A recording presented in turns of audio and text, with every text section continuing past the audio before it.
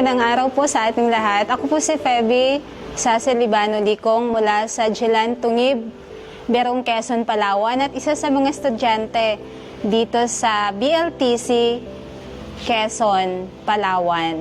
Ako po ay privileged bilang estudyante na nag-aaral dito, bilang isang pastor's wife at willing na magpagamit sa ministry ng Panginoon.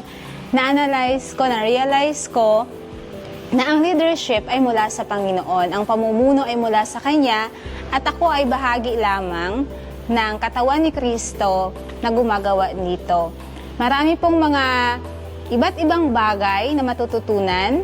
Siyempre, una sa aming espiritual na pag-unlad, at marami ding mga praktikal na mga bagay na maaari naming ma-apply sa aming pamilya, sa aming simbahan, at sa komunidad. So, ang lahat po ng papurit na salamat ay binabalik ko sa Panginoon, maging sa mga facilitator po namin at sa mga taong ginamit ng Diyos para kami ay makapag-avail ng opportunity na makapag-aral sa BLTC. Yun lang po at maraming salamat.